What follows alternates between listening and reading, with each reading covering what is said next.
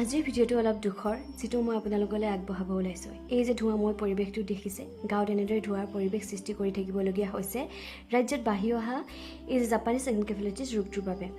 এয়া দেখিছে চোতালত ইমানবিলাক মানুহ ৰখি আছে এটা মৃতদেহৰ বাবে।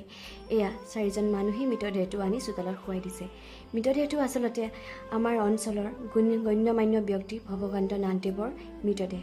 তেওঁ জাপানীজ এনকেফেলাইটিছ ৰোগটোতে মৃত্যুবৰণ কৰিছিলে। এয়া তেওঁ এজন সাংস্কৃতিক সাধক আৰু সাহিত্য সভাৰ লগতো ওতঃপ্ৰোতভাৱে জড়িত, লগতে অঞ্চলটোৰ নামাচাৰ্যও আছিল আৰু তেওঁ এজন অৱসৰপ্ৰাপ্ত কৃতি শিক্ষক আছিল। তেওঁ গুণ গৰিমা গোটেই অঞ্চলেই জানে আৰু সেই তেওঁৰ আজিৰ বিয়োগত গোটেই অঞ্চলবাসী শোকত মৰ্মাহত হৈ পৰিছে। আৰু এনেকৈ শেষ বিদায় জনাবলৈ সকলোৱে উচুপি ঘোষা গাই তেওঁক বিদায় জনাইছে, যদিও মনৰ পৰা কোনেও বিদায় দিব নোৱাৰিব কেতিয়াও। তেওঁ আত্মাই চিৰ শান্তি লাভ কৰক তাৰে কামনা কৰিছে। পৰমাত্মাৰ লগত